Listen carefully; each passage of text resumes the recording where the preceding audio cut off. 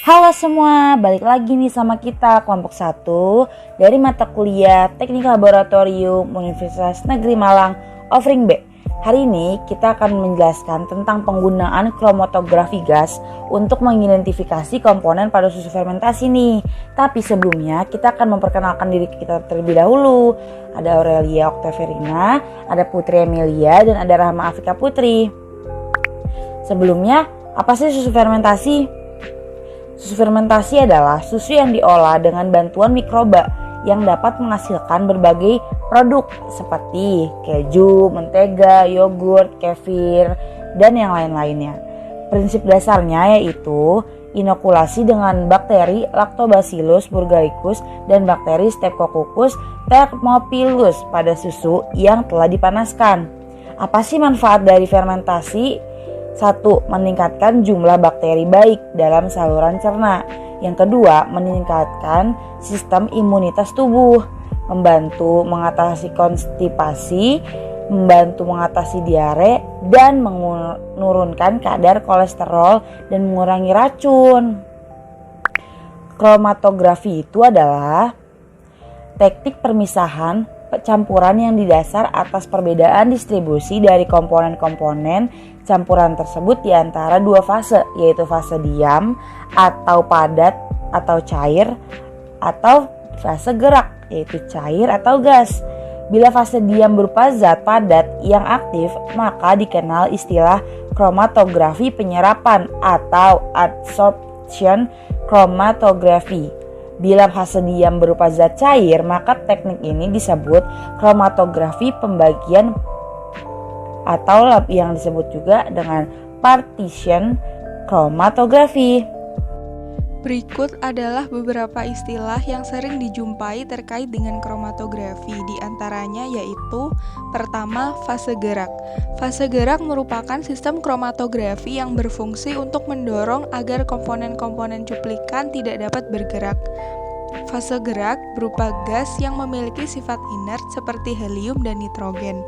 Yang kedua yaitu fase diam.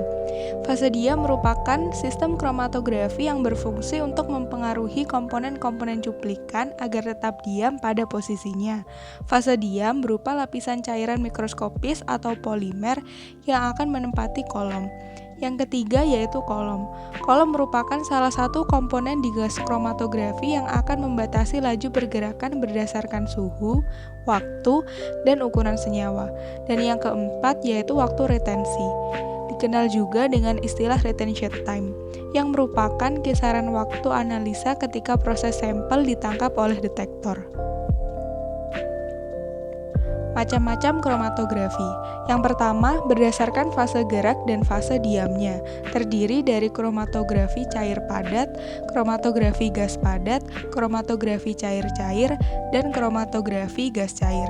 Yang kedua, berdasarkan alat yang digunakan, terdiri dari kromatografi kertas, kromatografi lapis tipis, kromatografi kolom, kromatografi gas, dan elektrokromatography.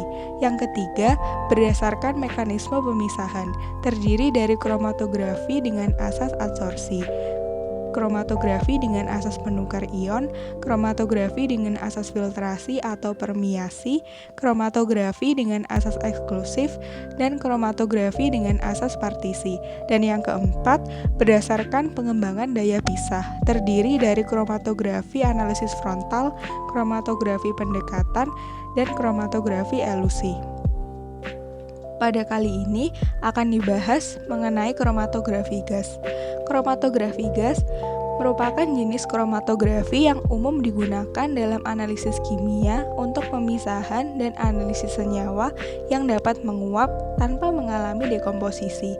Perlu diketahui, dekomposisi sendiri merupakan proses pemisahan suatu senyawa menjadi senyawa-senyawa yang lebih sederhana.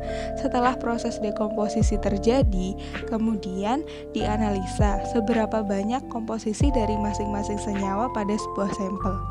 Adapun fungsi dari kromatografi gas ini yaitu yang pertama untuk pemisahan senyawa dalam suatu sampel. Yang kedua, untuk menghitung kadar senyawa dalam suatu sampel. Yang ketiga, pengujian kemurnian suatu sampel. Yang keempat, untuk mengidentifikasi senyawa yang ada pada suatu sampel. Dan yang kelima, untuk menyiapkan suatu senyawa murni dari suatu sampel. Prinsip kerja kromatografi gas. Secara garis besar, kromatografi gas akan merekod data dari sampel senyawa organik yang dimasukkan ke dalam instrumen. Output dari kromatografi gas berupa data yang berisi nilai-nilai hasil pembacaan. Data tersebut bisa berbentuk mentah ataupun bisa juga berbentuk kesimpulan. Hal ini sesuai dengan jenis alat kromatografi gas. Kromatografi gas menggunakan fasa cair berupa gas yang dilewatkan ke kolom oven tanpa pompa. Dalam kromatografi gas, fasa gerak berupa gas pembawa, biasanya gas inert seperti helium atau gas yang tidak reaktif seperti nitrogen. Sedangkan fasa diam berupa lapisan cairan mikroskopik atau polimer di atas padatan pendukung fasa diam. Berikut ini merupakan komponen-komponen yang ada pada alat kromatografi. Yang pertama yaitu carrier gas atau material gas yang merupakan fase gerak. Carrier gas akan terhubung ke pipa atau selang yang menghubungkannya ke flow controller. Adapun terdapat beberapa jenis dari carrier gas, yakni helium, nitrogen, argon, dan hidrogen. Yang kedua yaitu flow controller. Flow controller merupakan sebuah komponen yang digunakan untuk mengatur jumlah keluaran gas carrier. Secara umum, ilustrasi flow controller itu seperti keran air yang bisa dibuka maupun ditutup. Bentuk aslinya seperti solenoid valve yang bisa diatur dengan microcontroller. Yang ketiga yaitu sample injector atau yang sering disebut autosampler. Autosampler ini akan mengeluarkan sampel sesuai dengan algoritma yang telah diprogram dengan komputer. Yang keempat yaitu column oven. Column oven merupakan fase diam. Pada kolom oven ini suhu dapat dikendalikan, yaitu bisa dinaikkan ataupun diturunkan sesuai dengan kebutuhan, di mana pada saat proses menaikkan atau menurunkan suhu ini akan membuat material sampel menguap dan terbawa oleh fase gerak yang berupa gas carrier. Yang kelima yaitu detektor. Ketika proses senyawa volatil pada sampel menguap, maka detektor akan menangkapnya sebagai sinyal-sinyal data. Sinyal tersebut kemudian diterjemahkan menjadi data yang mudah dipahami dalam bentuk diagram.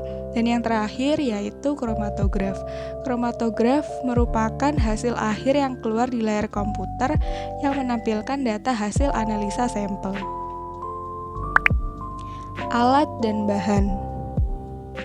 Adapun alat dan bahan yang dibutuhkan yaitu yang pertama ada susu sapi, yang kedua standar internal 1,4 diklorobenzen, yang ketiga pelarut organik dietil eter, yang keempat natrium sulfat anhidrat, yang kelima kromatografi gas dengan merek Shimadzu, yang keenam neraca, yang ketujuh kolom Vigrox, yang ke-8 serangkaian alat SDL ligase Carson, yang ke-9 serangkaian alat ekstraksi, dan yang ke-10 alat-alat gelas lain. Langkah kerja.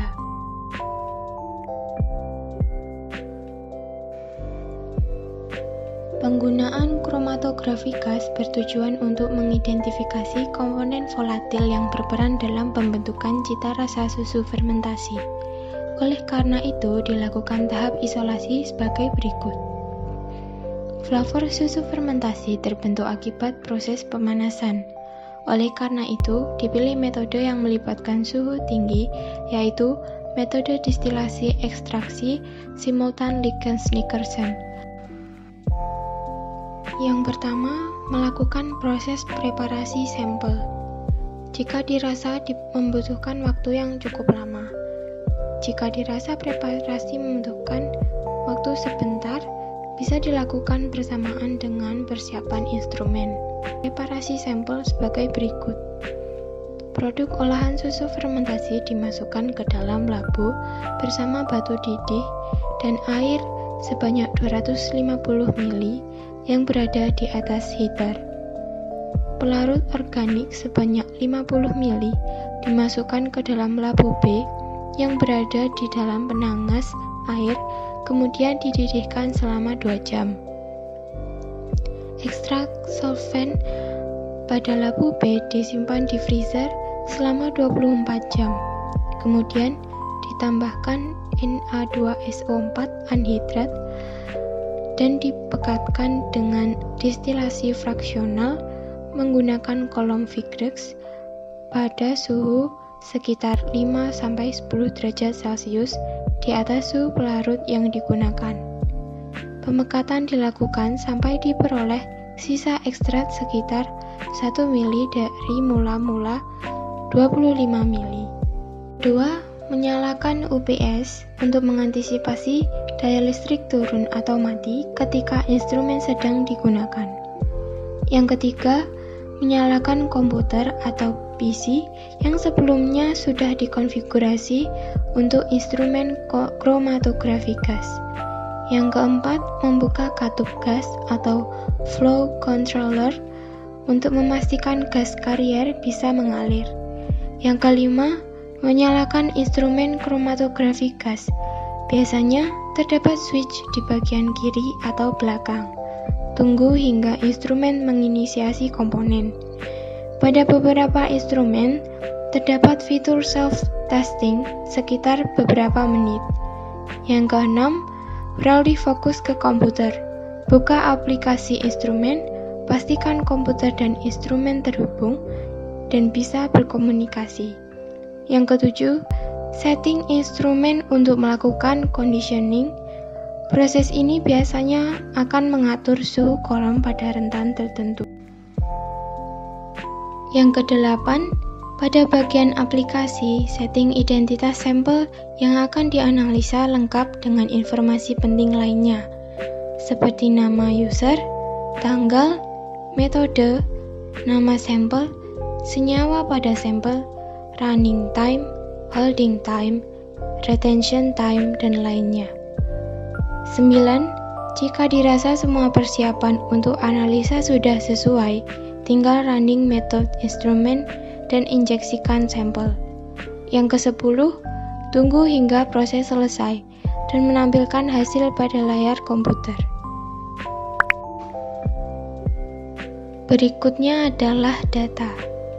Berikut merupakan tabel komponen volatil yogurt, kefir, dan dadih kelompok asam.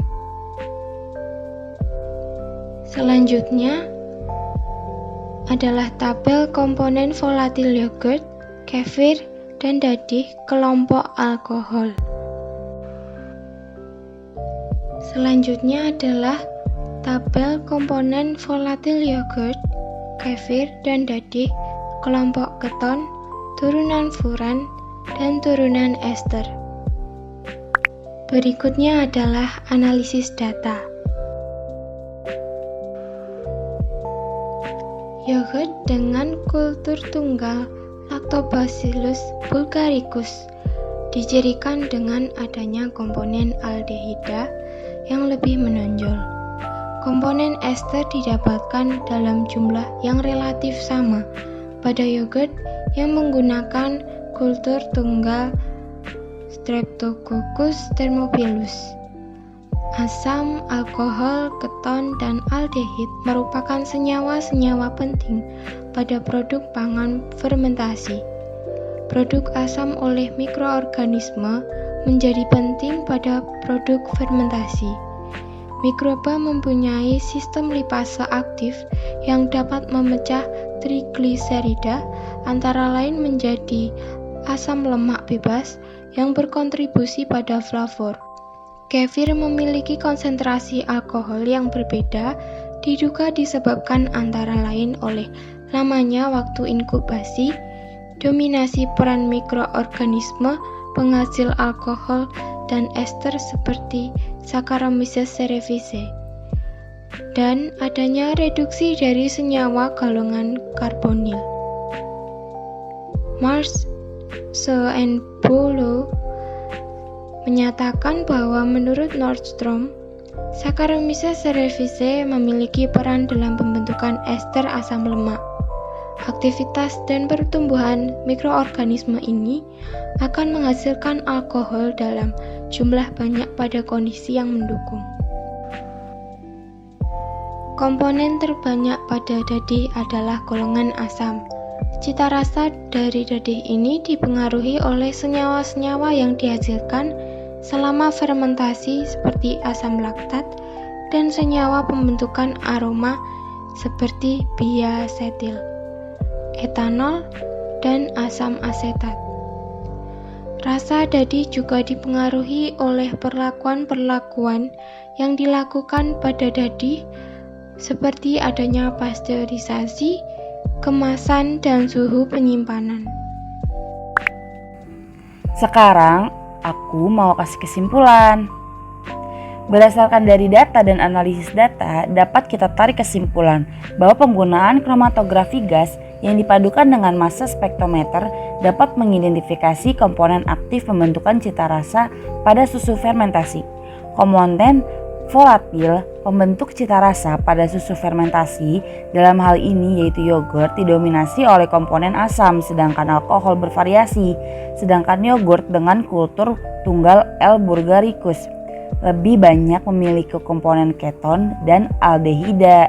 Pada kefir sebagian besar berupa asam, alkohol, turunan ester, dan alkana.